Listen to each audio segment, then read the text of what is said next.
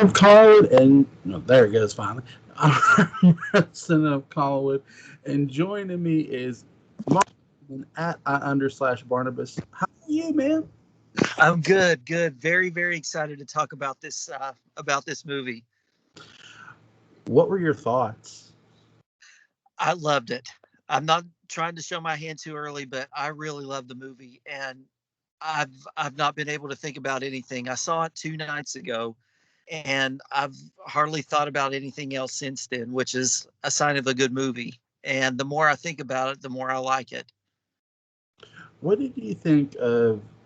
They let they act. I was shocked that they let Hawkins live. hmm What were your thoughts about that? I think I remember we had a conversation about this once on your channel. You made a video about some predictions and expectations that you had for Halloween Kills, and one of the things that I thought was a long shot, but I wanted was that Hawkins was going to still be alive, and I was really really glad to see him because we saw him attacked and pretty much near death, but we never saw him, give his final breath. So I was hoping that he would return, and I was very, very glad that he did. Yeah, I was really glad that they got that character to return. I thought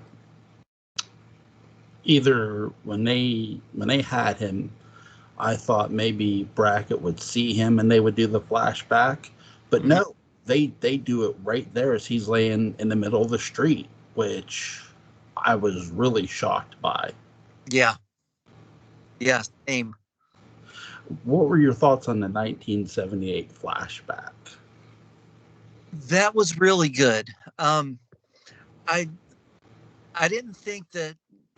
I thought that the guy that was, and that was a surprise that they had someone for Loomis, that we got to see a flashback of Loomis. The voice was not really up to par, but I thought the guy had the look pretty well, and I loved that. We got to see a little bit more of what happened that night in this timeline, where we see Officer Hawkins, because I think you and I talked about it about Halloween 2018, that we wish that they would have shown something about Hawkins the night that Michael was captured. So Right. there was a lot that we wanted to know about. And I think it was cool seeing it, go down. And I loved, um, in the original Halloween 2, which is fantastic. And, I love that movie. Um, we see what happens afterwards. And I think it was great seeing Michael caught and, kind of explaining a little bit more in this timeline how it was different.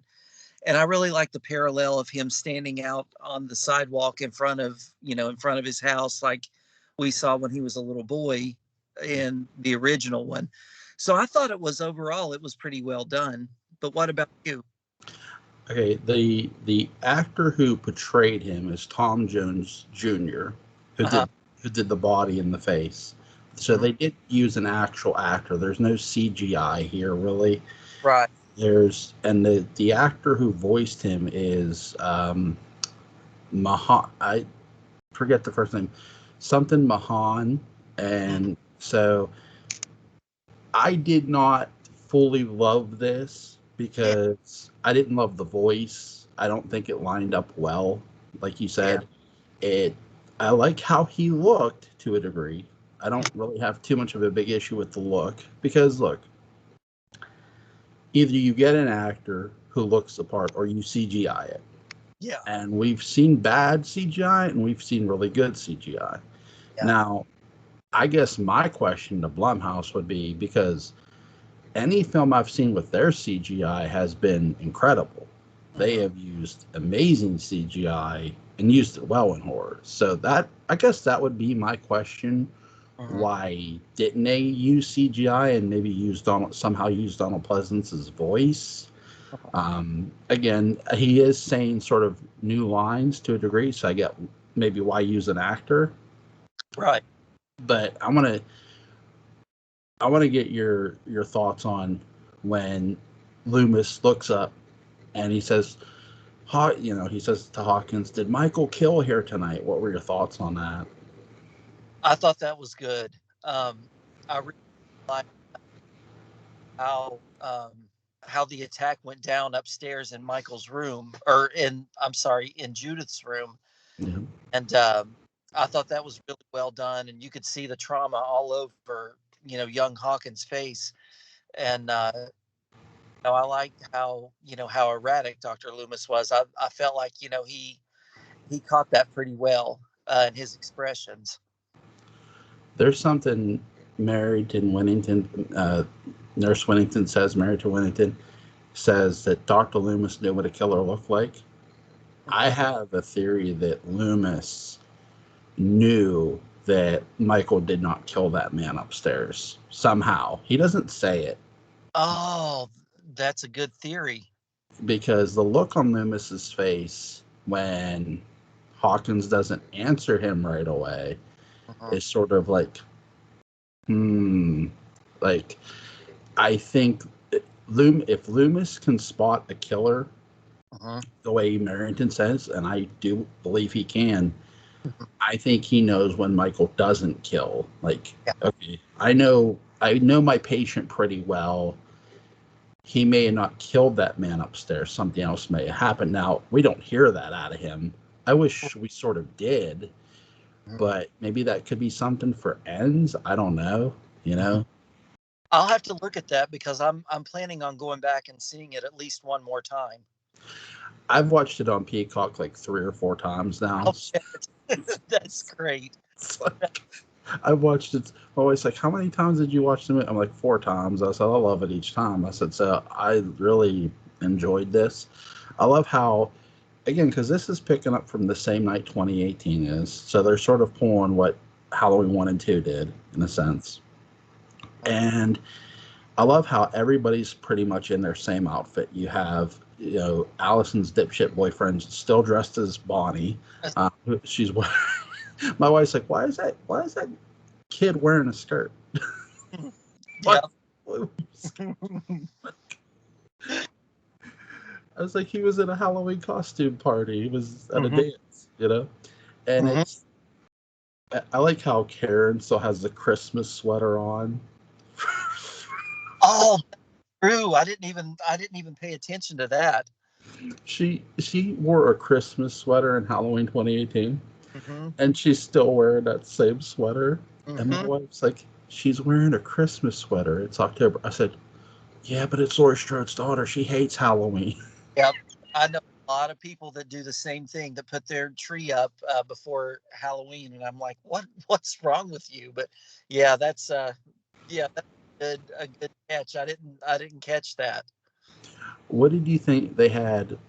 Tommy Doyle, Lindsay Wallace, Mhm. Merrington Winnington, or Merrington Chambers, sorry, um, Sheriff Brackett. What did you think of all the original characters in this? I think it was very, very well done. I loved,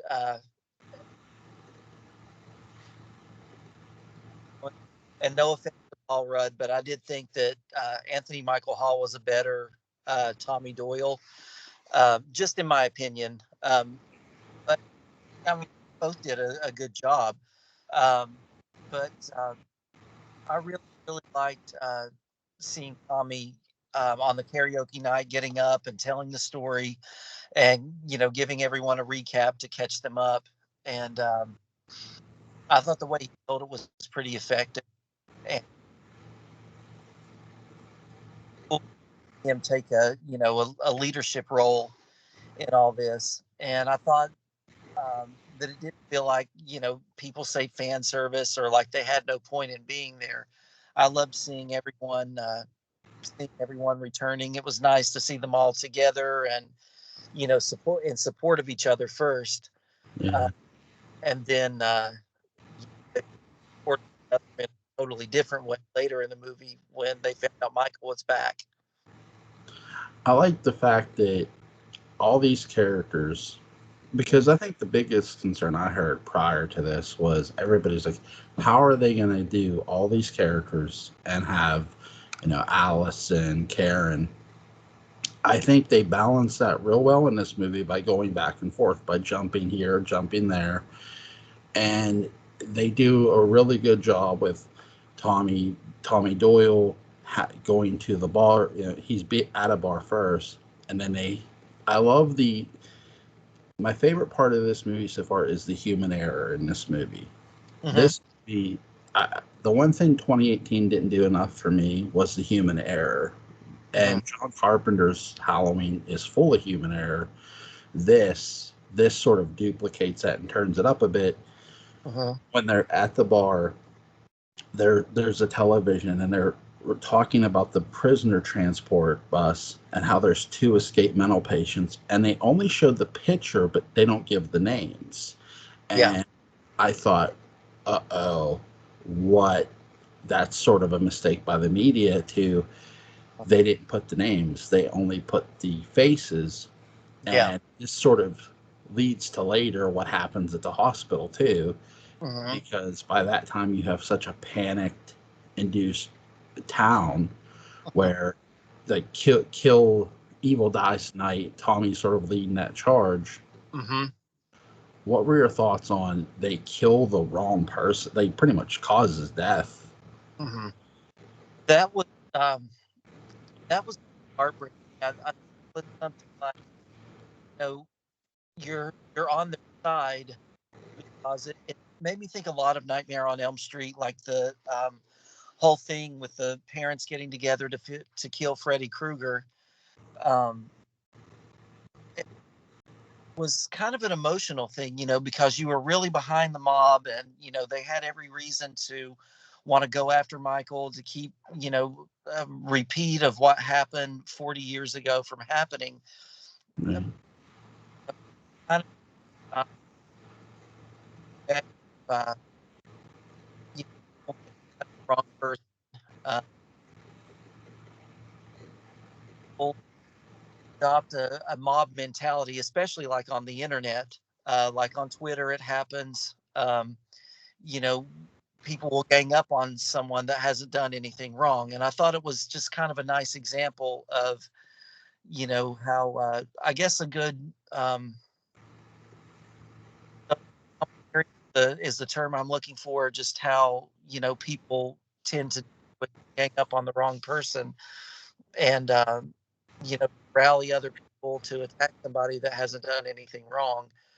Um, but I mean, it was really bad. And one thing someone said that they hated about the opening of the 2018 movie was, when the podcasters pulled out the Halloween mask and was trying to get a reaction of Michael, and all the mental patients started acting crazy and, uh, doing all this weird stuff. Someone said that they hated because it felt like it was dehumanizing mental patients. Yeah. And I think that was something that this did. You know, the guy helped and wanting some help, but I think it was a pretty emotional moment for me. It hit hard, and I felt sad when he committed suicide. I'm sorry, some of that you cut out on. Can you repeat? I'm sorry. No, no, no, no, that's okay. I was just saying that, and I'll just summarize it because I rambled a little bit. No, it's fine. I was just talking about, I think it was a good social commentary on how a lot of people do now, especially on the internet and Twitter, how they get this mob mentality and will, gang up on someone that maybe they haven't done anything wrong.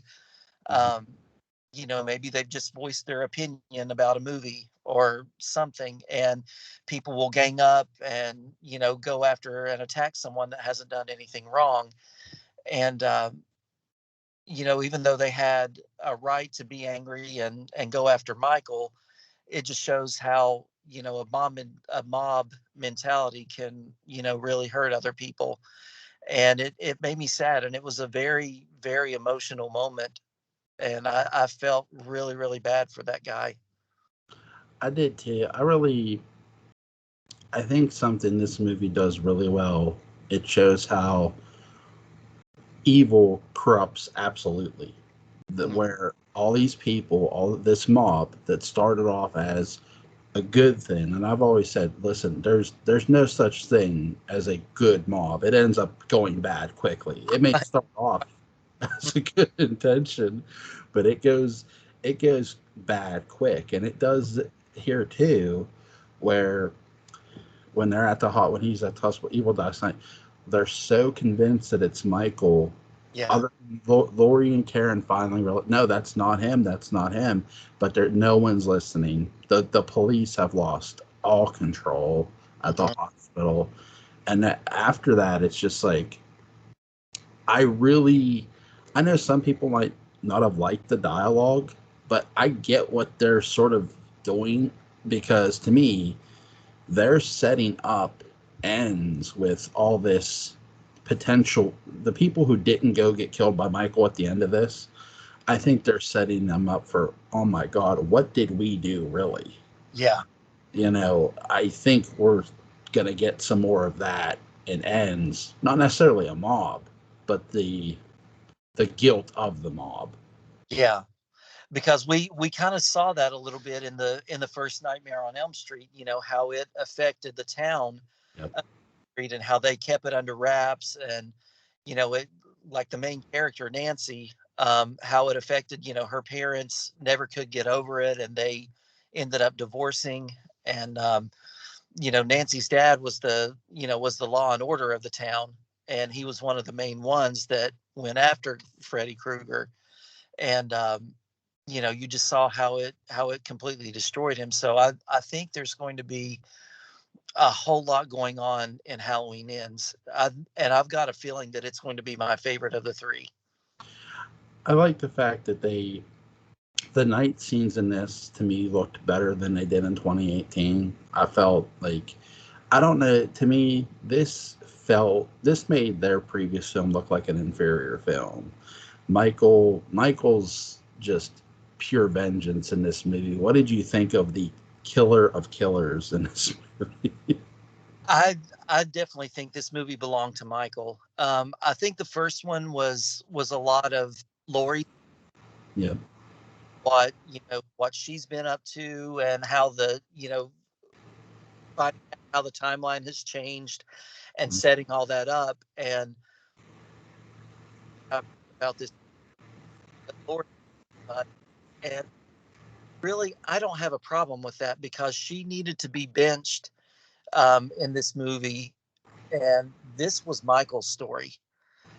This was Michael's, what little bit of backstory that we can get of him being a kid, and for some reason that we don't know yet, he kept looking out his sister's bedroom window at Haddonfield. There was something there.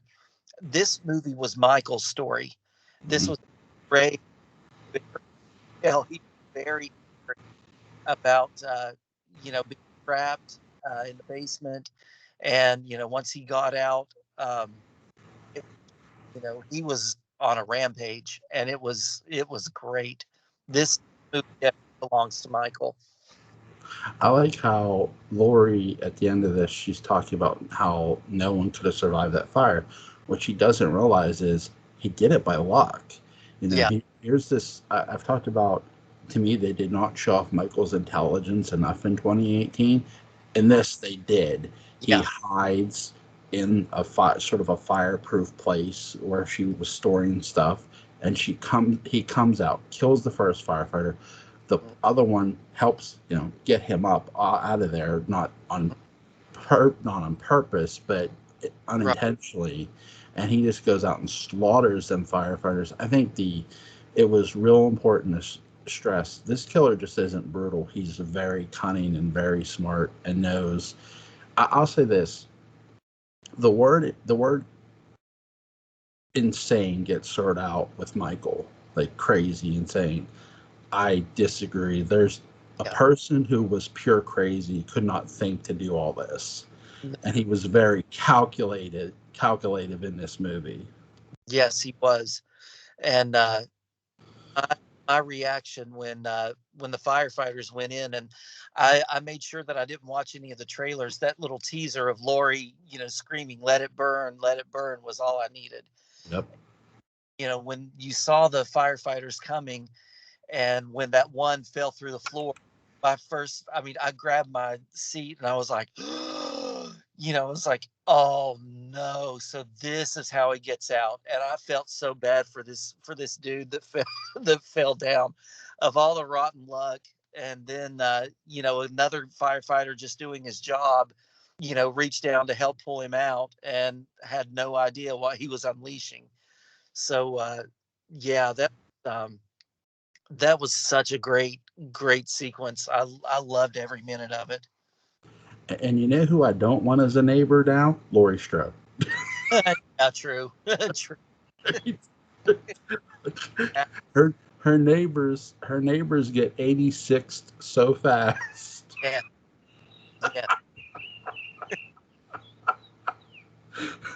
It's they get killed after the firefighters do. Mm, But yeah, I agree with you. This is Michael's story mhm. where when he after that he goes, you know, he just keeps going. Yeah. And I love how they did Lonnie Elam in this movie. Lonnie Lamb, sorry. What did you think of him? I thought it was great because I loved, the little bit that we got of him in the original movie when Loomis stands off the porch and yells at him, uh, and he takes off running and all of his buddies do. And I thought it was cool how in the 20 movie, Allison's boyfriend Cameron was Lonnie's son, and he mentioned about uh, your dad and I used to, Allison's dad said your dad and I used to run around and do stupid stuff together, and I thought it was cool getting to see a little bit more about Lonnie and having him as an adult and as a main character. He was very very likable, very good dad. Yeah, he to me he was like the most other than Lindsay, I'd say he was like the most grown up person, in the movie to me. He was sort of like I would dare say I felt myself rooting for him at times to succeed, to sort of, but I think deep down you knew, like even I'm with you. I watched the two teasers. That was it. And Mm, so I was going in like blind, and I'm thinking, yeah, but there's sort of a feeling of this movie of just dread of, is anybody gonna live? yeah, And I think the characters who are sort of seeking Michael out. hmm, You're sort of feeling that dread. They're not giving it off, but you're sort of feeling, God, you're in such danger. yeah, Do you even realize the danger you're putting yourself in? hmm, I mean, they do, obviously, but it's the psychology of this movie is really well done. Like, yeah, because you're feeling when Lonnie and his son and Allison are together, and they're going along. And then I like how, what did you think of, they kill Marrington Wellington? She sort of aims the gun at Michael Myers. This is for Dr. Sam Loomis, and the gun clicks. yeah. That was that was probably okay. It's a tie for my favorite kill. Um, I love the callback of him being on top of the car and smashing his hand up against the window where her head was, and and everything. But yeah, I thought she's really going to get a moment to shine and get a good lick on Michael. And then when the gun clicked, I was like, oh crap, she's a goner. So yeah, it was that was something. The whole movie right off the bat sets a tone that this is very tense, and like you said, it's a very dreadful movie in every sense, with the mob, with Michael. There's just dread from start to finish. I like how one of my favorite kills is when Michael's sitting in the car after he's killed Marrington Wellington, after he's killed the guy in the back seat. The woman's coming toward him with the gun, shooting him, and he kicks the door at her, Yeah, causing her gun to go right back at her. yes, that was crazy. Oh Yeah, my gosh, that was crazy. I just think, again, this is somebody who just, look, they didn't panic. they just sat there, and he's letting her come at him. He Mhm. sees her clearly, like, shooting at him, and he's just like, come a little closer, and then bam. I'm Mhm. thinking that he's too smart for his own good, and he Yeah. knows this is sort of, you get a bunch of inexperienced people who aren't killers, who are Mhm. going after a professional killer who Mhm. knows all too well how to do it. Mhm.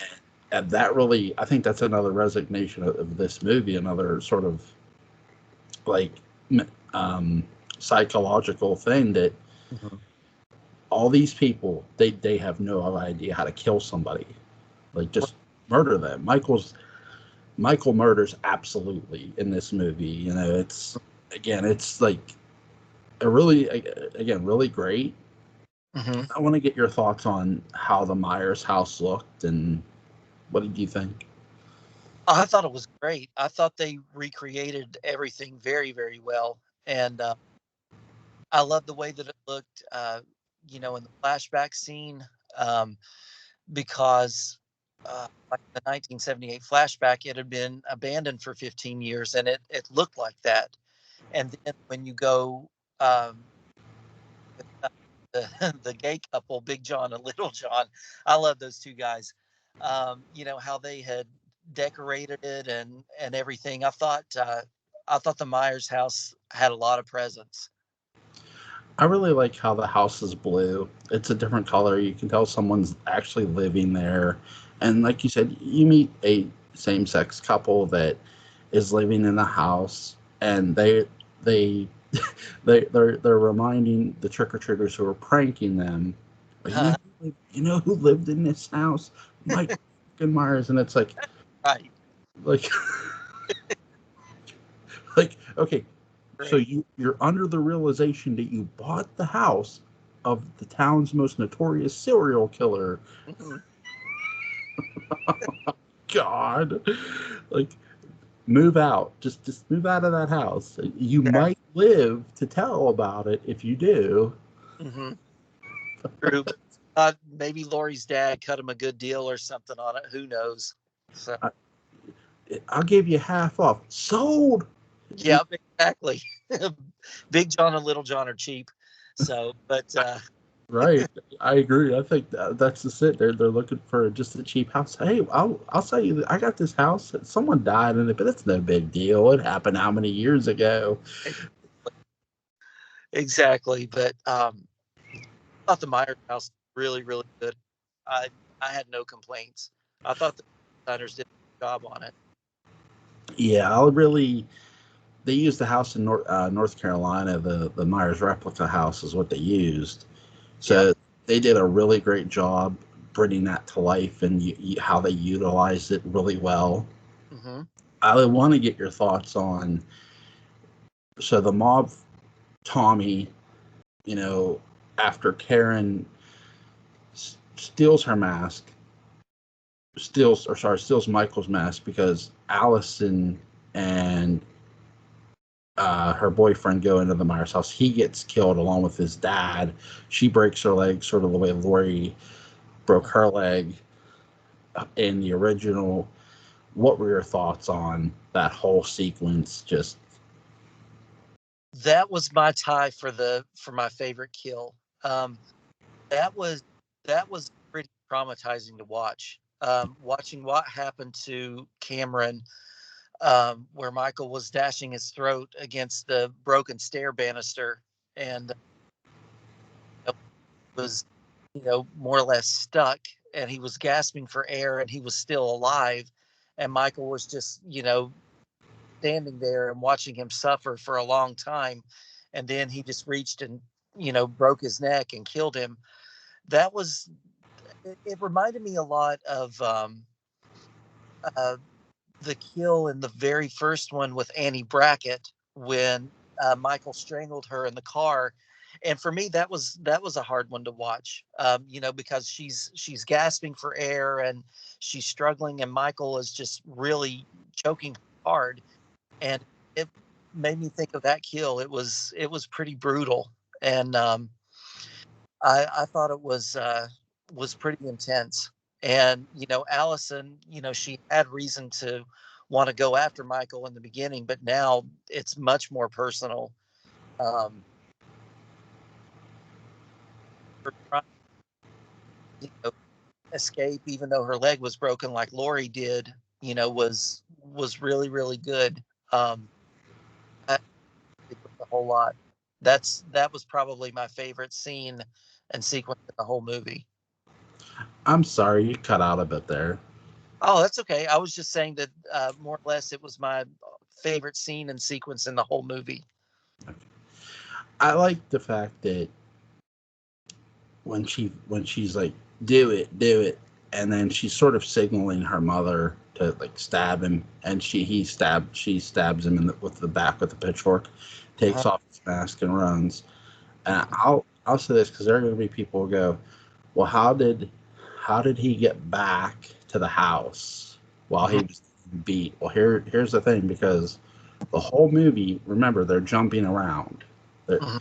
And this is a movie, again, I think they're trying to tell you this beating is happening as it's they're sitting there. It's not. I Right. I think him killing them, Meyer's killing the mob, including Tommy, it starts to happen when when Karen walks back. I know they cut it back to the Myers house. They don't show you her walking back, but I think she walks back to the Myers house, and as she's walking back, they're all getting killed because no one's reacting to the gunshots either that go Right. off. That the one gunshot that Brackett shoots, no one reacts to it. And Michael does get shot in this movie too, like in the chest.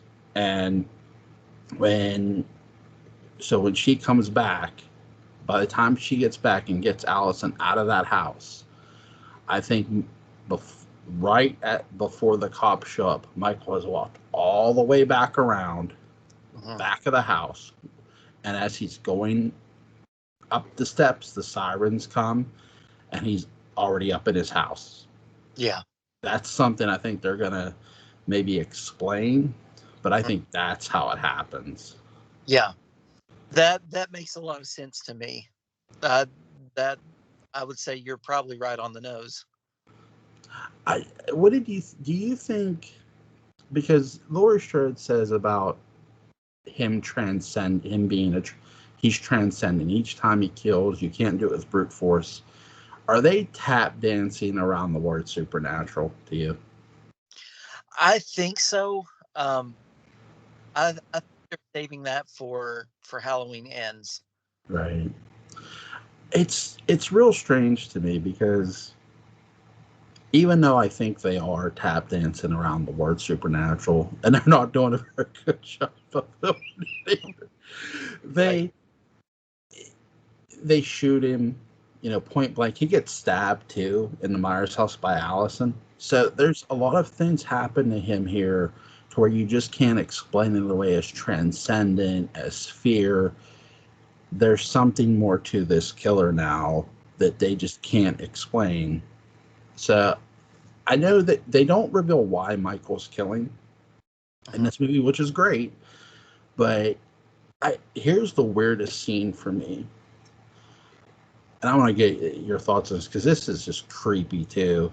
Hmm. When Karen's looking up at the Myers house, she sees young Michael, and I just thought it's creepy, but at the same time, it made no real sense either. I'm thinking, why is she seeing young Michael?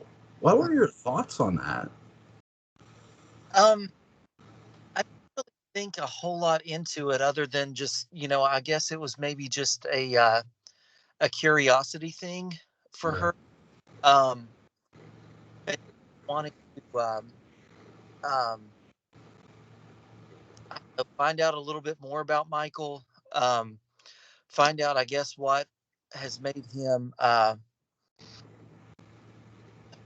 don't know what there is about him that's made him.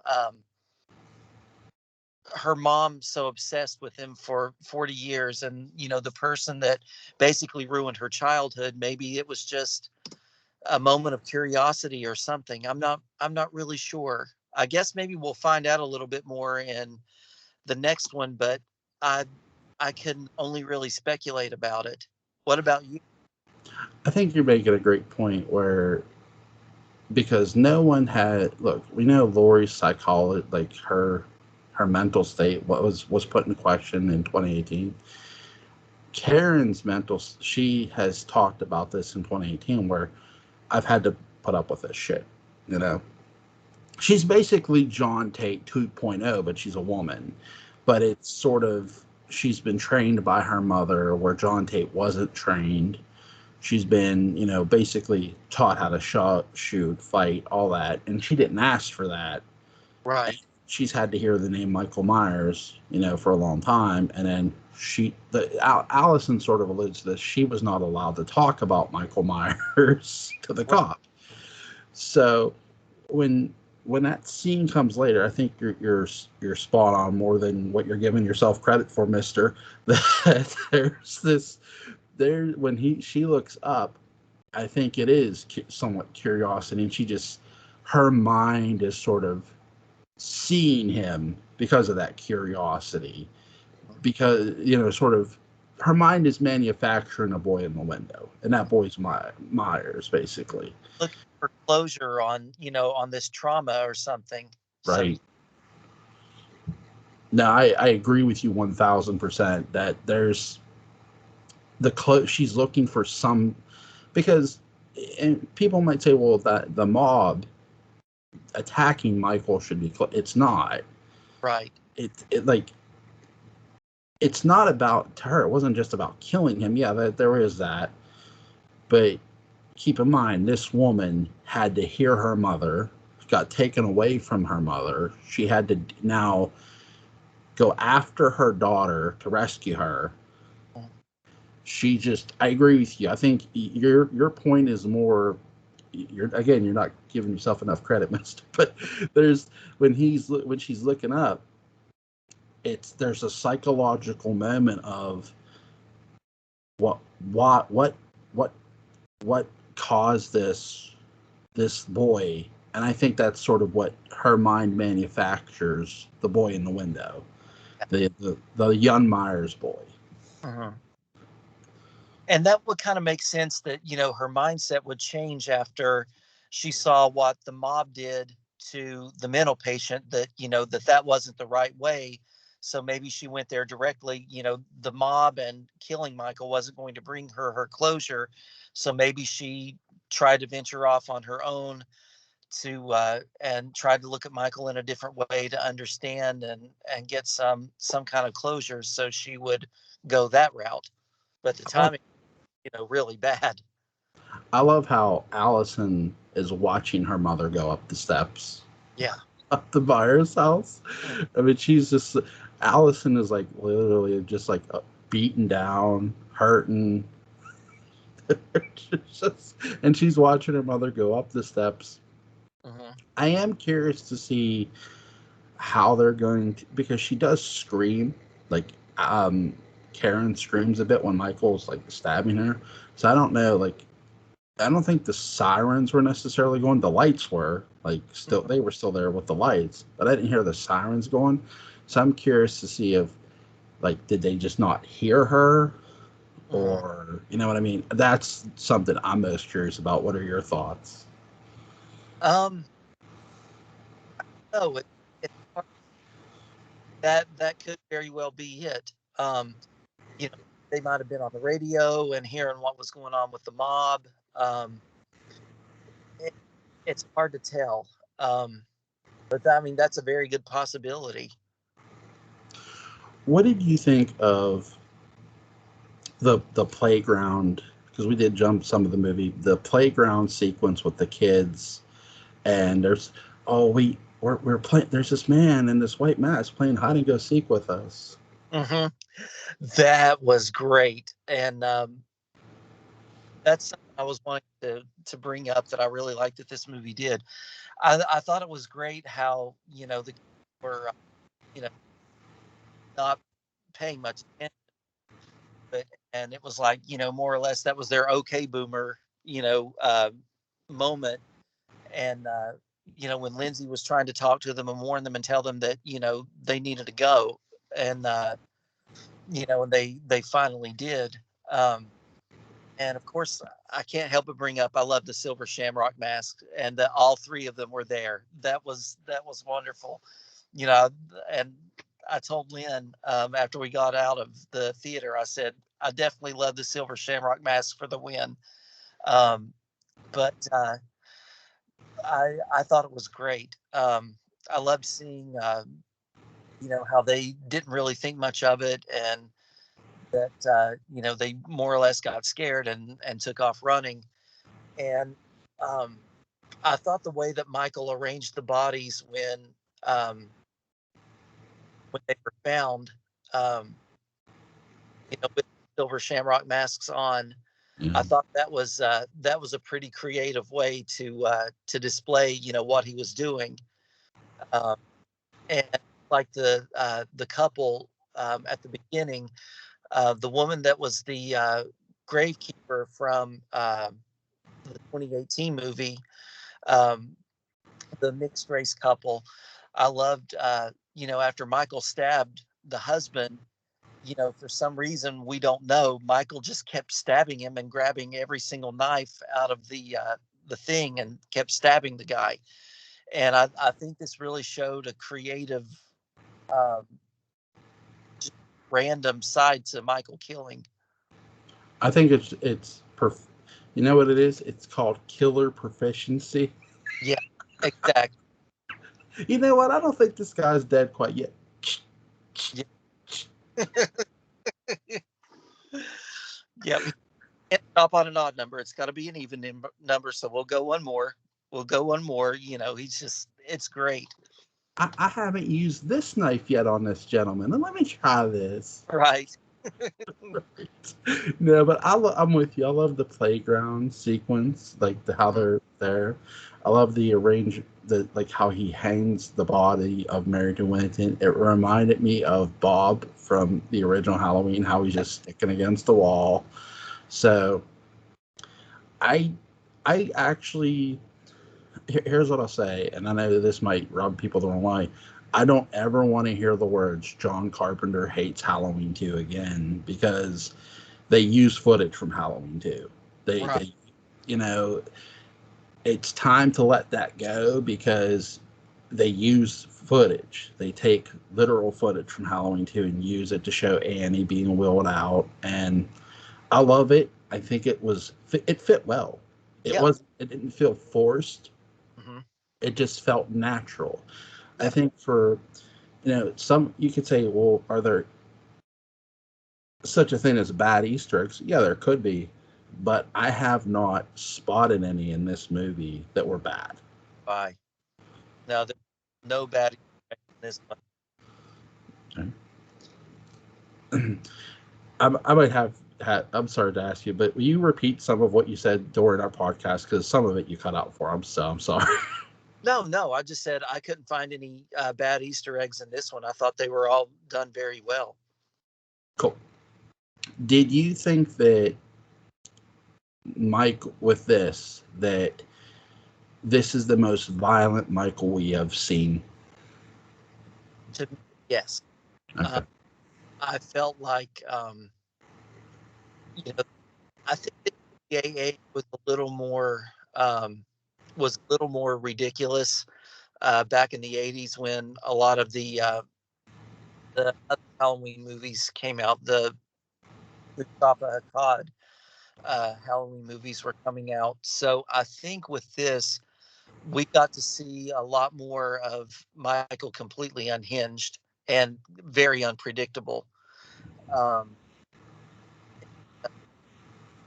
I thought that I loved seeing in the flashback with Lonnie as a little kid. I loved how they had Michael, seeing Michael back then, on the original Halloween night. I thought that he looked very good and was very unpredictable. And I was surprised that he, let Lonnie go. Um,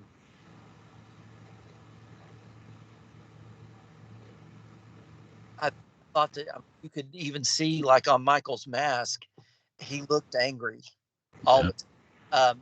The mask, that's another good point. Mask one was phenomenal. The way that Michael's mask looked was phenomenal in this movie, and I I think on I know it's supposed to be like a blank face, but to me, I saw anger in the way that his mask looked, and um, seeing Michael's rage just completely unhinged and random was Yeah, it really they really turned this up a notch. And if 2018 was sort of your salad, this was your dressing on top of that salad. It was like they covered it. They made sure to just have him be way more violent. I didn't mind it. I still feel like, to me, I can't ever boo this killer because he's just way too interesting. Like yeah, there's such an interesting element about this character, whether anyone thinks he's supernatural or not. He's just, the fact that he kills unrelentingly and does not give a shit who he does it to, you know exactly. is interesting. I love how John Carpenter once described Michael Myers like the wind, like the devil, and that's sort of how he was in this movie. He was like the wind. He was standing in front of Lonnie, standing over him, and then he's just gone when the cops just are just there. It's just like, how the fuck did you just do that? Exactly, exactly. And it made me think a lot. When Michael was killing all the people at the sanitarium. How that was like a very, very brutal scene, and we've never seen Michael that violent. And I was, imagine that, but for the whole movie, you know, Right. was he was really cranked up like on Red Bull or something before they turned him loose in that house. And I love seeing it. And one thing I liked was that as much as he did, Michael was used sparingly. He wasn't like on screen way too much. I mean, there would be long gaps in between, the kill sequences and him appearing. So to me, it was perfectly balanced. There wasn't too much and then not enough. It was perfect. I really like how I agree with you. Myers is he's this is his movie, Hmm. but he's just on screen enough to satisfy you Yeah. too. And each time he's on screen, something happens. Oh, And yeah. and that's the way it should be. Like I don't think they overused him. Hmm. And I think another reason I prefer this over the previous installment, Hmm. you again, I think you can use Myers during the day, just but use him sparingly. You don't have to see him to know he's there. You can maybe use the breathing, like, and I loved how they did the breathing in this movie more so than they did in the previous one. Hmm. I felt, for whatever reason, it just everything felt better about this movie. Oh, yeah. Much, much better. And a lot of issues that I had and wanted to see happened in they corrected a lot of problems that I had with it, with the Right. 20 film. What's is, or sorry, I'm trying to think what I was going to ask you. What with okay, 2018 to Halloween Kills. What do you think stood out most to you between both films? Okay, say that question again. I'm sorry. No, no, because Skype's acting up. So Hey, sorry.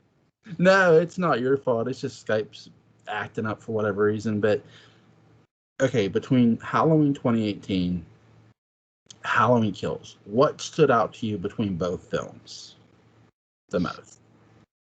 Um, with Halloween 2018, what stood out to me the most was Um, the music Mhm. and the colors. Um, when Michael was on the street for the first time, I loved seeing Michael stalking. I thought those sequences were, and anytime I think of Halloween 2018, that's what I think of. Um, the first image that I see is Michael standing on the street and how he's just walking in houses and walking out of them. It's like a 3 minute long thing where the camera never cuts away. And, he walks in people's houses, and then when he peeks in the window and you see the reflection. Um, so I think they had all of that, perfect. And I love the music in Halloween 2018. Um, with this one, with Halloween Kills, I loved getting to see, um, it really doing something different with Michael, how they were wanting to set him up to be a random killer, and that there is, you know, no prediction on what he's going to do. I think that they really nailed that. Yeah. And I love the randomness of Michael, his creative side. You really get to see him as a threat and why he's the king of slashers. My biggest issue with 2018 was here's a film that was saying, "Hey, we're not the sister connection," okay? But then you have Laurie saying, "I waited for him, he's waited for me," and it fit that sort of to be hypocrited a bit doing it Mhm. with this. This made up for that tenfold, where they said, "You know what? To hell with that. This isn't about Laurie and Michael." They made that very clear in this movie. Yeah. That this movie, whether unintentionally or not, gave their previous movie the finger and Mhm. said, "You know what? To hell with that." They really did take more of a chance with this movie by saying, "No, Michael was never after Laurie." Mhm. Saying that with Frank, saying that with Allison. Mhm. They hit that nail hard, and I love them for that in this movie. Mhm. So again, I can't change my rating for 2018 because I do feel it could have been better. Mhm. But this gets a real high rating because it is better, because they weren't worried about putting one character over. They're worried about putting their killer over and their other characters around who are going to interact with their killer. I really think and again, I love how they made Laurie Strode look vulnerable to the degree of where she's wrong on things. Human, again, I love human error in characters because it lets me know if you can be wrong, if you have a flaw, that makes you all the more real to me. Yeah. Yeah. And what moments, for you that this movie kind of made you feel on edge, or actually, make you scared at times? I'm sorry, I didn't hear you. It cut out. I'm sorry. Oh, that's okay. I said, were there any moments that stand out to you that made you actually feel maybe a little afraid or really on edge? No, I'm going to plead guilty to this, and I'm sure you will too. Yeah. We've seen so many horror movies. Right. This is just like dress rehearsal. Yeah. Right. I gotcha. like I can't ever. The most I've ever been like on edge about a movie Hmm. because I was a kid when I saw it was when my mother showed me The Exorcist, and the girl is stabbing herself in the vagina with a crucifix. Yeah. That there's just, other than that, that was the last time I was really like, oh my god. And then Right. now now when you see everything Mm. like in horror, it's just like, yeah, okay, I've seen that. Okay. I got you. There was What now. about you? Oh, okay. Go ahead. I'm sorry. Go ahead. No, what about you? There was one moment where I was actually holding my breath, and I didn't realize that I was until after the scene ended. When Lindsay was running away from Michael, um, and she was hiding on the creek bank where the tree root was.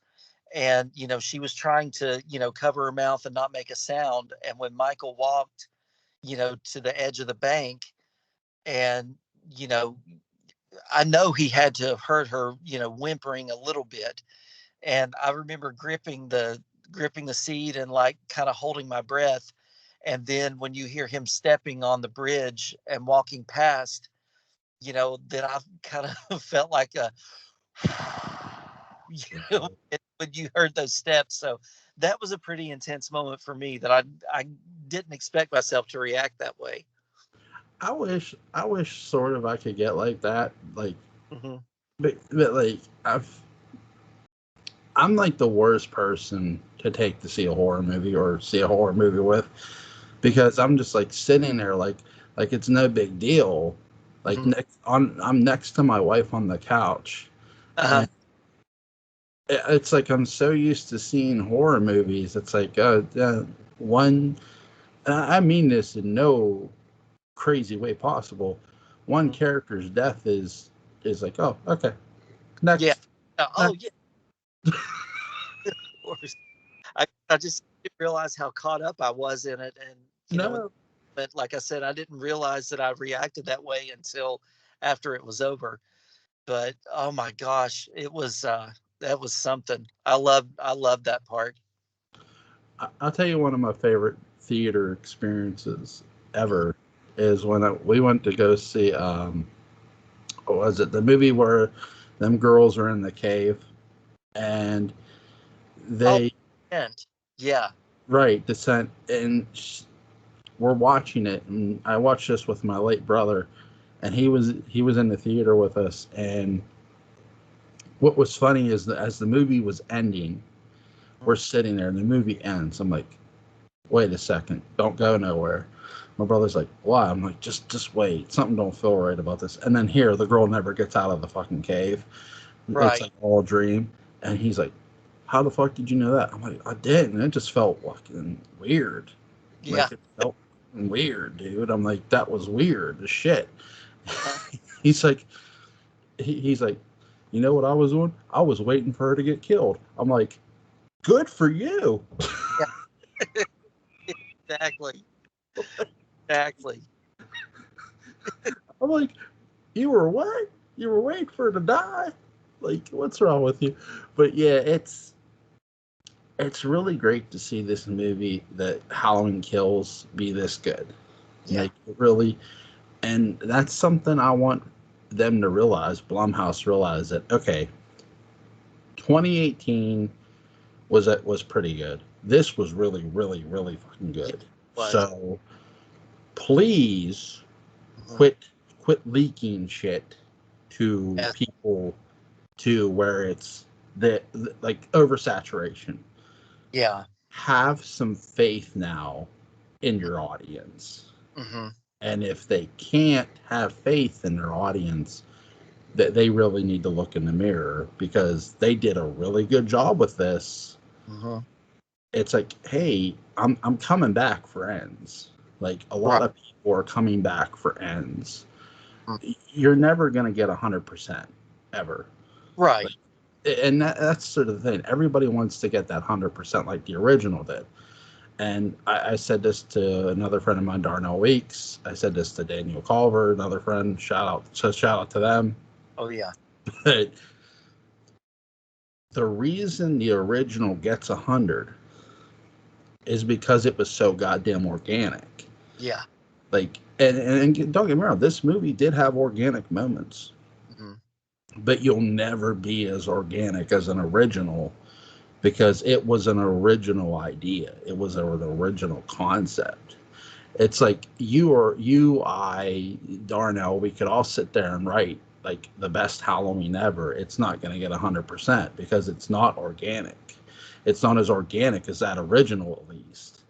And I think that's just the thing that they just need to live with. Like, look, Yeah. we don't have to get 100% to be liked, but we need to stop being our own worst enemy and leaking shit to Mm. just get it out. Like, quit going to the YouTube, because they do this. Quit going to the YouTubers and having them leak shit for you, or just leaking shit to leak it.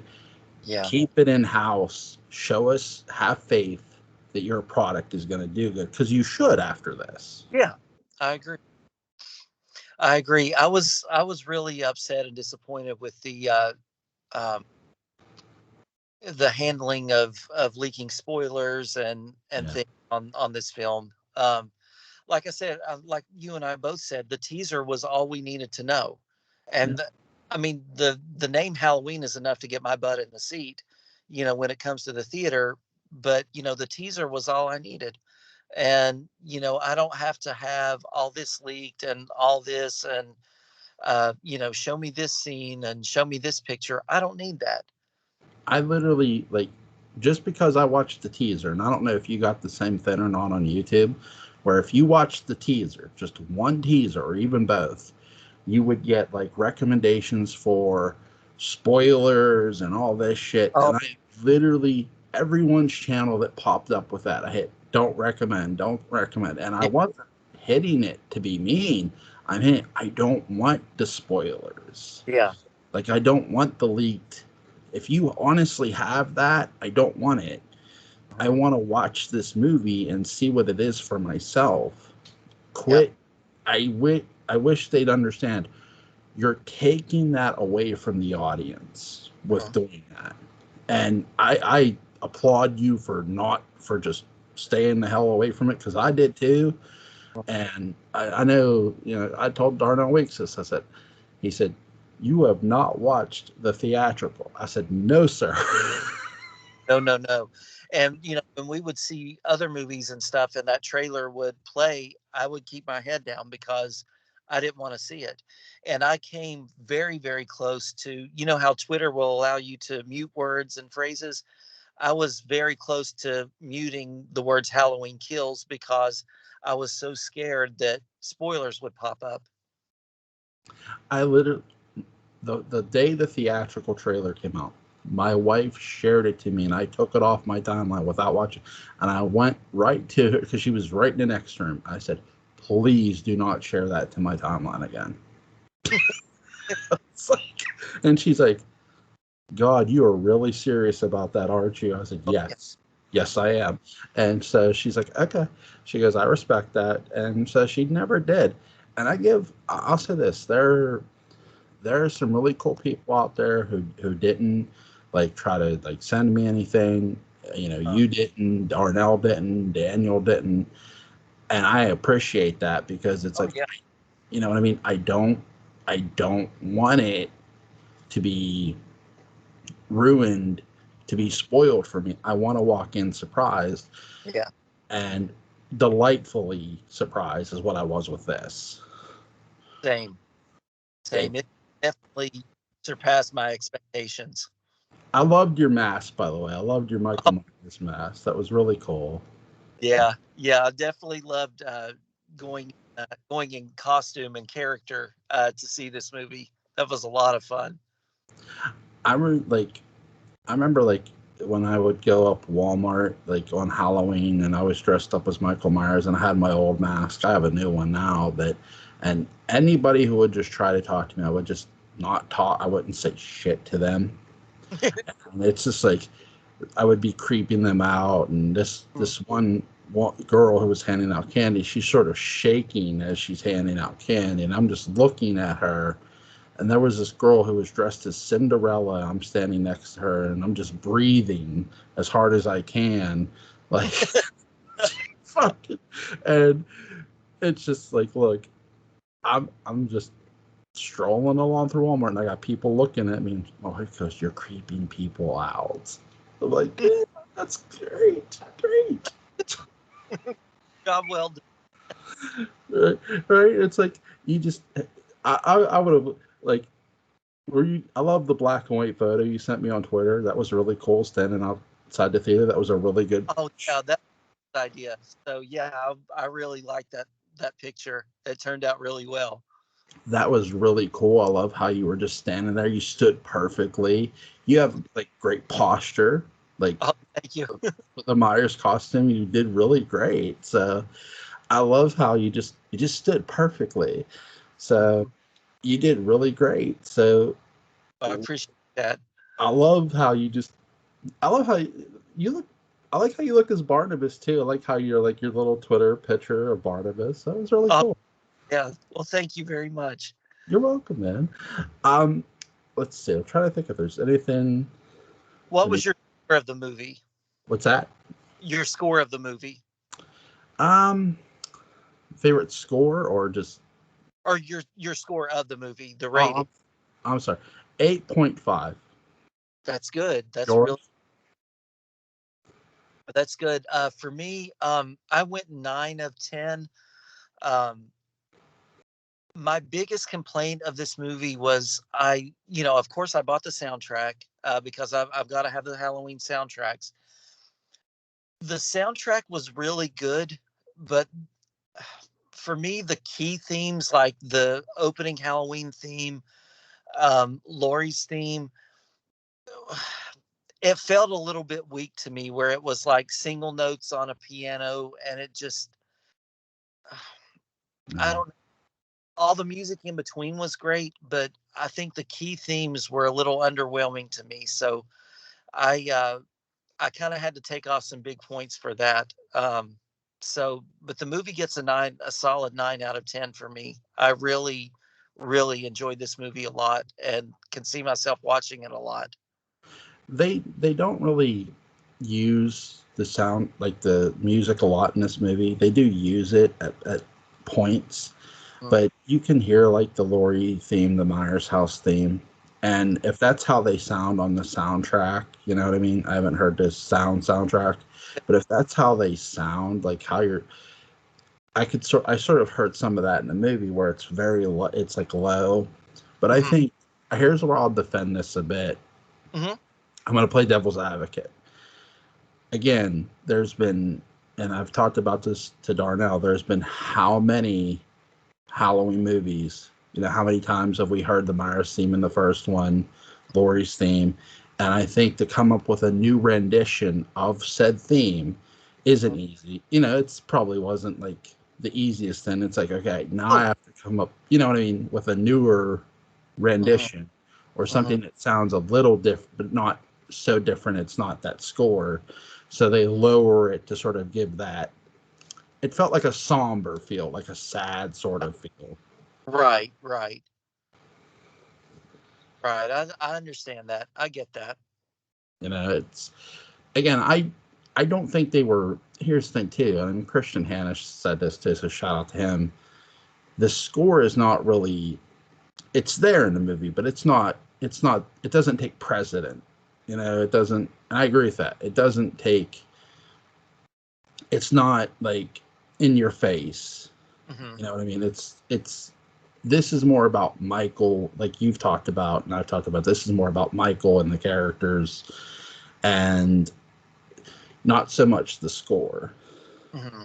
You know, Right. that's I, I'm really I'm excited for the next one. Oh, Whether you, oh yes, very much so. Very, very so.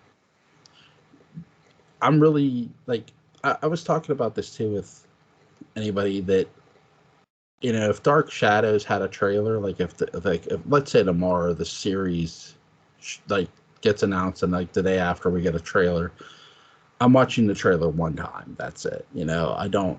Same thing with Halloween. I don't want spoiled. You know, don't think you have to spoil me to get me to watch. You know, Right.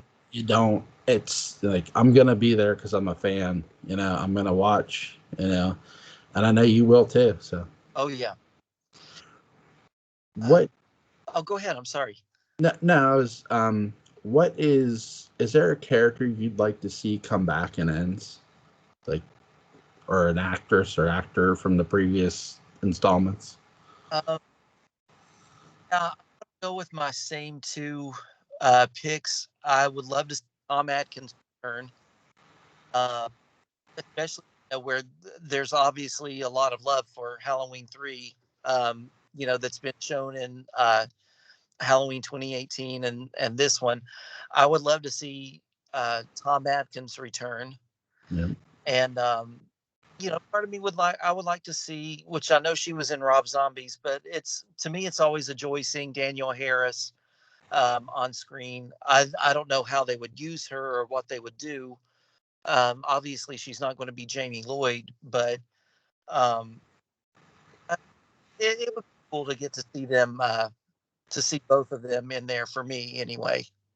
And also Ellie Cornell as you know that was Rachel. I would like to see her in it somewhere. I could see like Jamie, like Danielle Harris being a bounty hunter, maybe Hmm. like coming back as that. I would really love to see LL Cool J come back because we have not seen him since H2O. Right. Just and again, he only played a security guard, and I think he did a really good job. Oh, I don't know where they, use him or where they'd want to use him. Again, that's something they could, you know, figure out on their own, obviously. right. Right. But it's really interesting to see how they used the original, like the originals, and I think the most shocked I was with all this was I was shocked they let Lindsay live. Hmm.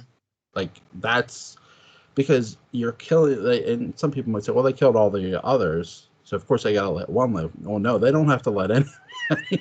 Yeah. There's no guarantees in a horror movie. You don't have to let anybody live. To make it out of this alive that start off in the beginning. Right? Yeah. Right? There's, Like a Barnabas Collins thing when a storyline would end on Dark Shadows and Barnabas would end up murdering most of the cast. This was very much a good Barnabas Collins parallel. right?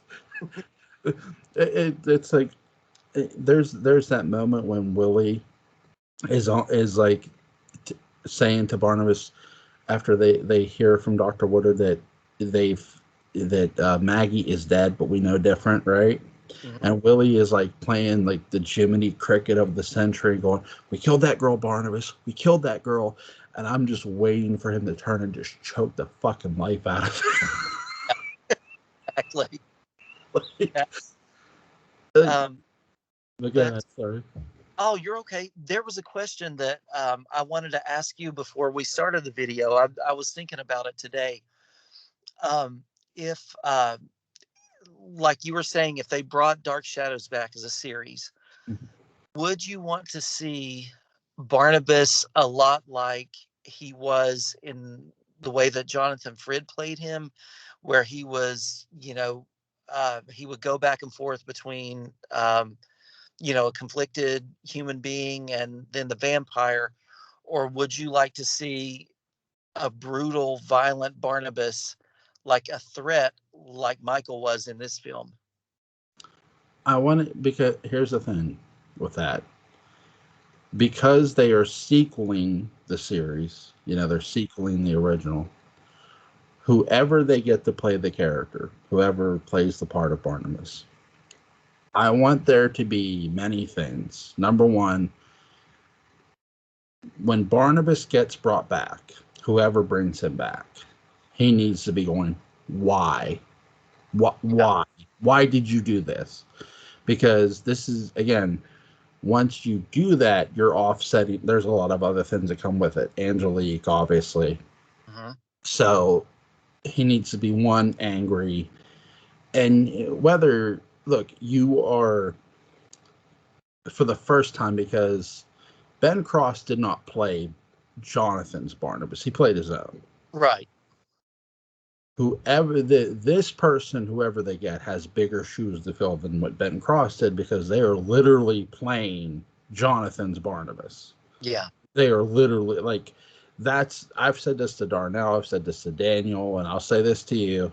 That's what's most interesting to me. Mhm. Like That's out of all, that. you know, like out of all of it, you're going to an actor and saying, okay, you're playing Jonathan Fred's Barnabas Collins. And really, most importantly, they need to watch from episode 211 Hmm. forward and see what everything that character went through Yeah. and how that character's story really ended, you know, and then go off that. Yeah. Go off everything that character went through, how their story sort of ends, air quotes, to to sort of get a feel of how they should play that character. Because I think what I want to see most is Barnabas has to now accept not only just being a vampire all over again, he has to accept he has to save the family once again. Yeah. And how does he honestly feel about all this Hmm. happening? You know, because whoever brings him back, there, I don't think he's going to bring himself back. I think Barnabas is going to be dead and someone brings him back. Yeah. Um, because I think when, again, I could see it being the other way where he's really old and alive. Hmm. You know, I could see that, but how do you want to see it done? Um, I agree with you. I would like to see, you know, see it played the way that Frid did it if they're going to be sequeling. I think if I was more of a fan of House of Dark Shadows Barnabas, I would be rooting for, what we saw with Michael. Like more like the Curtis, I guess you would say the Curtis cut of Barnabas. Um, but I'm like you. I would like to see him return and there needs to be a reason why. There would be some anger. Barnabas finally, after centuries, has gotten some peace and relief in death. And for someone to disturb that, that's going to cause him a lot of trauma. So, yeah, I would like to see it played from that angle. I think, too, the thing of it is, no one can know that Barnabas is dead. Right.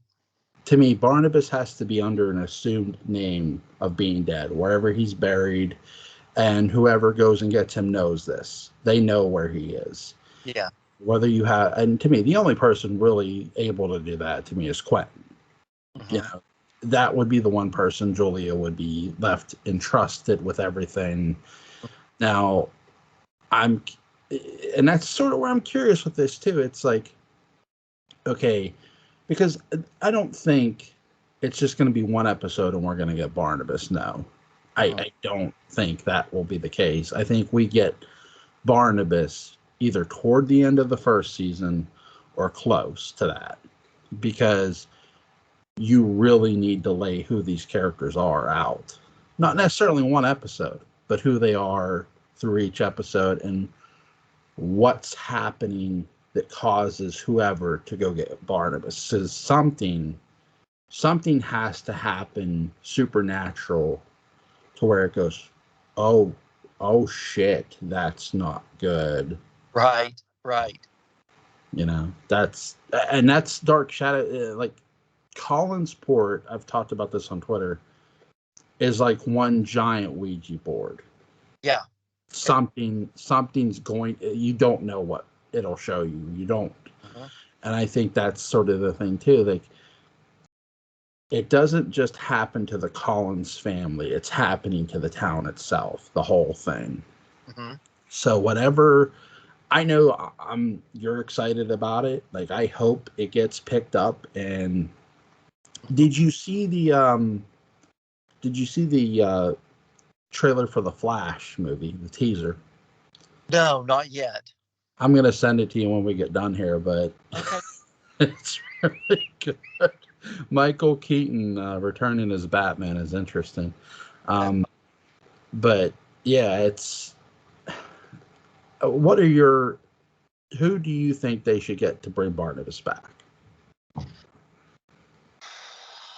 I loved your idea of Quentin, and I think it would need to be one of the. I was going to say I think it would need to be one of the original cast, but I can't really think of anyone really besides Quentin. Right. Like you were saying, I mean, we saw. the one credit that I will give the 2012 movie, I like that it was, a random person that did it. But I think in this case, it would be better. Um, it would be better served to be done by one of the legacy characters, and I can't think of anyone better than Quentin. If they can get David Selby to sort of be this old man who's spying on the family with his camera, taking pictures of them, watching them, making sure nothing's going on, and he takes a picture of something that happens, and he, oh shit, that's not good, and then he realizes, well, I know what I need to do, you know. Yeah. That's there's a lot of things that they could do with this that I don't even want to speculate what they could do, because I don't want to like play guessing games and be right or wrong, because again, it's the same thing with Halloween. I don't want it spoiled. Right. Sit here and guess and be right. No, I want to be surprised by what you do with Dark Shadows, especially because we have all, and you know this, we have all been waiting for a new series. Yeah. We really have. And we need it. Sure. You're right. That's the thing too. Like, there's a lot of series out there like Dark Shadows that are similar, but they're not quite that. They're not what it was. And how do you think it, like, you have an actor, like, I think you were touching upon this too, like, you literally have an actor playing Jonathan Fritz Barnabas. Yeah. That would be, he casts a big shadow. Jonathan Frid, it just, he's like Donald Pleasance to Halloween. He's just untouchable. I think the one thing too is don't worry about using CGI with this. Yeah. Oh, Like, okay, Blumhouse didn't use CGI with their Loomis, and I wish they would have, but with Dark Shadows, don't. yeah. Because if you do that, you'll just do a disservice to the actor. Yeah. Let that actor actually be Barnabas, and I think they're going to find somebody who knows what they're doing. And I think there are actors out there who just know how. Of course. There are a lot of talented actors out there.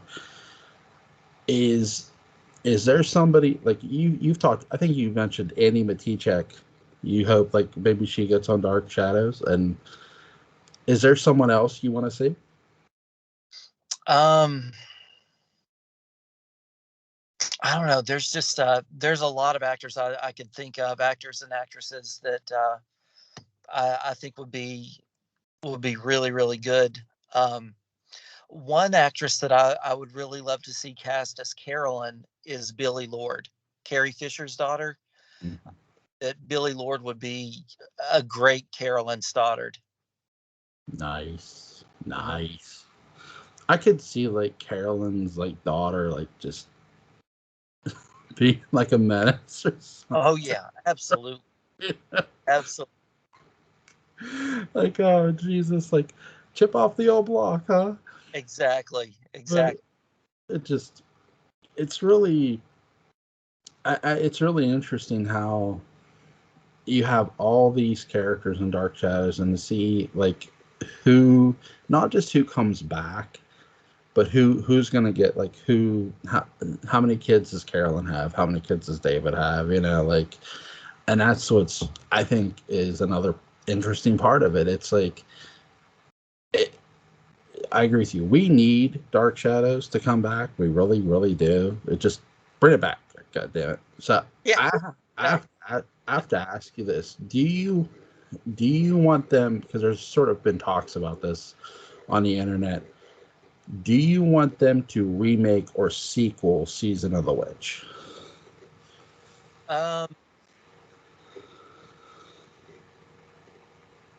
think that there's at least one more good story to add to it. I'm not sure when I'm going to get to write it, but I've had, and I'm not trying to plug myself, uh, but I've had a story that I've been wanting to write a sequel to Season of the Witch, and I know you and I have talked about it. Um, I would really love to see a sequel written, um, kind of like you're doing with Halloween 40 years later, and uh, like a revival of the Rock, the character of Donald Cochran being resurrected in someone else. Right. I think a lot of good. One more, at least one more full chapter. I'm sorry, like Skype cut you off there. Can you? I'm sorry. Oh yeah, that's okay. I was just saying that I think that there's a lot of potential there. I would like to see it at least carried out one more full chapter. I would love to see it like kind of like they do with the timeline of 40 years later, maybe Connell Cochran being reborn um, through someone else, someone younger, and um, coming back with a little bit more of a vengeance, a little more menace. Um, I, with technology like it is, and everyone having, phones and tablets and things, that it would be the potential for him to do something similar like he did is a lot more widespread, and he could go global with it rather than just an American TV station. I think everyone's so connected now through social media and the internet that this is there's just a lot of potential for him to go global with his plans. We're gonna talk. When we get off here, we're gonna talk. Don't go nowhere. We're gonna talk about that story. Oh yeah. but I do think that there is a lot of potential for whatever they're gonna do, or whether it's remake or sequel. Season of the Witch is an amazing movie. It really is. It's really, doom is imminent, and it's really really a fun movie to just watch. Oh, like overall, just enjoyable. But I, again, whatever decision they're gonna make, then commit to that decision. If you're honestly gonna do that, don't just say you're gonna do it just to get a reaction.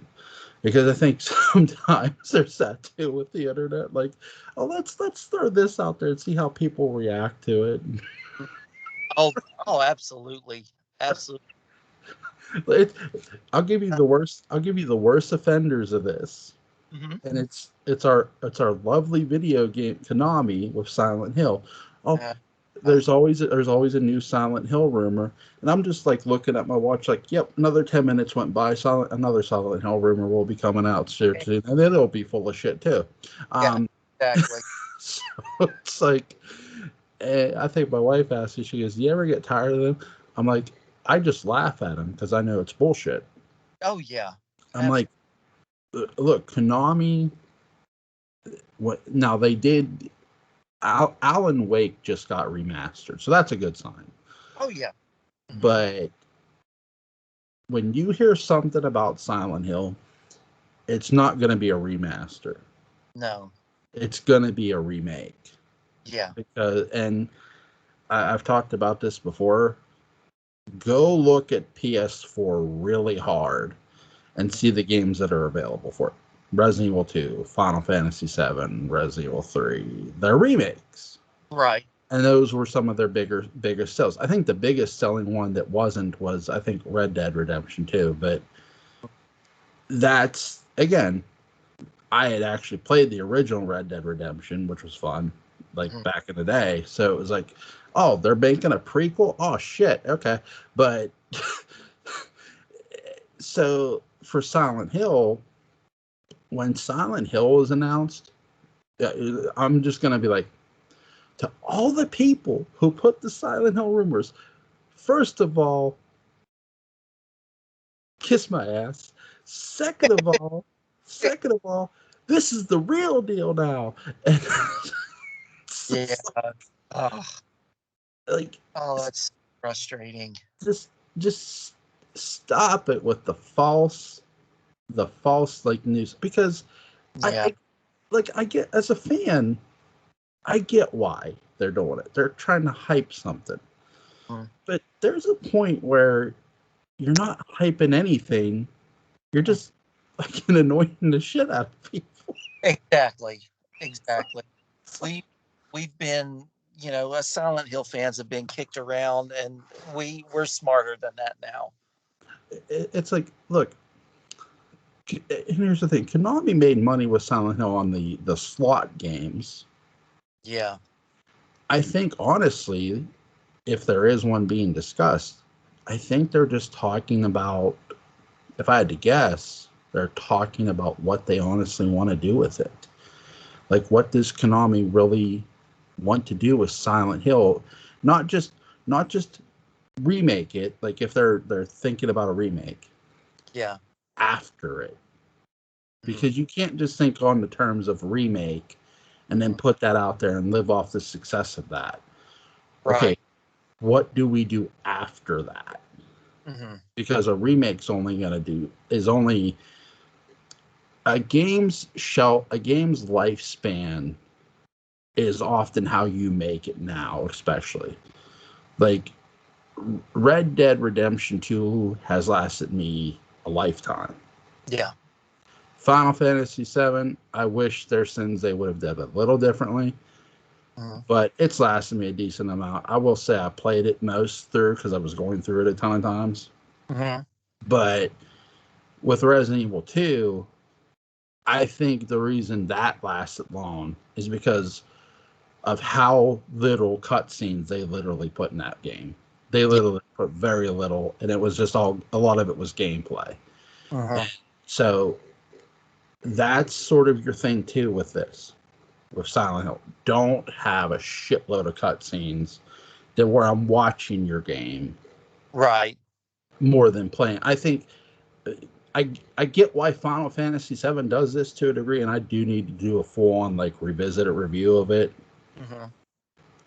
because I get why, but part of me goes, okay, if you were gonna do that, then really you should have really used a different character and Hmm. not look. I love Cloud Strife to death. I Oh, do, and I know you do too. But this should not have been Cloud Strife's game, right. especially because here's the thing they emphasize too with the original materia. Hmm. They emphasize the materia. Okay, you have a character called Yofi who's a materia thief. Hmm. Why didn't you just take her? And this thing, they turned around and did an intergrade with her. And I'm thinking, then why didn't you just do that to begin with? Yeah. It's sort of, I feel like, don't get me wrong, the game's a success because it sold, but Yeah. they sort of, whether they realize that the fans are realizing it, they're realizing they hedged their bets on the wrong character. Yeah. And now I go, okay, now that you've told all that little story in that one game, now make it really a remake and make everything different. Hmm. Everything now has to change from Hmm. what the original was. Yeah. So No, I agree. I'm rambling myself. No, no, fine. I'm enjoying it. I'm enjoying it. it's it, well, do you think we'll ever see a Halloween? Well, there was one for Atari like years and years and years Yeah, ago. we had that one. Right, right. We're old. We're old people. Um, Exactly. I, I'm I, away from 40. So yeah, we're just waiting for AARP to accept us. exactly. Exactly. But yeah, do you think we'll ever see another Halloween video game? Um, I think it. Well, they had a lot of success with the Friday the 13th game, Yeah. and it looked really good. I never got to play it, but I've watched a few videos of it on YouTube. I don't know. I guess it isn't is it Malik Akkad? Doesn't he own the rights to Halloween? Yeah, he owns Trancas, so yeah. Okay, so I guess it all depends on him. I think it would be really cool, and I think that there's definitely a lot of people that would get it. Um, but I don't know. What do you think? I think if they're going to do an actual video game of Halloween, literally put everything in this game that has been in all. I'm talking 1 through 8. I'm talking, yes, Rob Zombie's films. I'm talking, yes, Season of the Witch. Have everything in this movie. Have Laurie Strode as a playable character. Have Jamie Lloyd, Rachel Harris, Tina Williams, Freddie Harris, LL Cool J's character, John Tate, Michael, where you can actually play as Michael Myers and use the different Michael Myers to hunt down these characters. You could use Rob's, you could use the one from Kills, you could use the one from 4, 5, 6, Right. etc. And have this be an open world sort of Grand Theft Auto style where you're walking around, or you could drive around, or you have to survive literally either 24 or 48 hours from October 30th to the end of 31st, Hmm. to where you cannot be killed by Michael. And if you die, you die. You don't respawn. Like, your character doesn't respawn. There's consequences for dying in the game. Right. And I would even have a side game too. Like, there would be like a game within a game where there's the what I call the babysitter adventure, the side adventure where you're literally babysitting by yourself, Hmm. like 1 or 2 kids, and you have to, like, in order to get the police, you have to convince the operator that someone's trying to kill you, and that operator is voiced by John Carpenter. You literally have to convince the horror master to send the police. Uh-huh. That's I, and have, for God's sakes, have John Carpenter score this game. Oh yeah. Yeah, absolutely. Absolutely. But I hope it happens. I do. I think that would be a world of fun to do, to Oh. see it. Mhm. But will it? I don't know. You would think they would see the money in it, Mhm. because that's what everything's about, money. Mhm. Um, they've more than made enough money with these movies. Yeah. Um, so I don't see why not roll the dice on a video game, Mhm. because I don't think it would be a huge roll of a dice. I think anybody who hears the word Halloween video game is going to pre-order like tomorrow if they heard it. Yeah. But I've often said this, because I literally had, I think somebody who was related to me said, "Did you get a PS5?" I'm like, "No." "Have you seen the price of a PS5?" "No." Why the fuck would I? It's like, do you realize that they've already met their sales, but in their pre-orders alone? They Mhm. don't need me to go out and buy their game console. They Right. don't need you to, like, I tell this, do not just go out and buy a new console just to get one, Yeah. because you will be literally kicking your fucking self hard, because often enough times when those consoles come out, they have problems. Yeah. And lo and behold, everything I read on PS5, problem here, problem there, and then I got a call. "There's a problem with my PS5." "Yeah, I told you so." Yeah. Exactly. Yeah. My brother, one that was all he would always have to get one right away on. Um, I would take my time to get a console, and there were always problems with you know there wouldn't be many games available at launch, and the ones that would be worth anything were really hard to get. So I just never wanted to put myself through all the hassle. It took me, I think, 2.5 years until I got a PS4, like 2, 3 years. And, like, it's because for a year it was like a walking fucking. It was like just nothing. It was like a DVD player. There weren't many games to like do. Yeah. And it's just again, that's just something that with game systems you have to really be wary of. So to those out there, buyer beware. Yeah, exactly. But is there anything you want to add to our Halloween discussion? Um, no, I think we pretty much talked about everything. Just definitely, if you haven't seen it, go see this movie. Yep. Mark gave it a not what a 9. You said, Yeah. and I gave it an 8.5. Definitely go see Halloween Kills if you haven't seen it in theaters. It's on Peacock. Um, it's an amazing, amazing film. Mark, do not go anywhere. All right. But guys, thank you guys so much. Eventually. Thank you, hon. You ain't the boss of anybody. No, I'm not. I am. I'm the boss of you. But all right, guys, thank you guys for tuning in. Bye.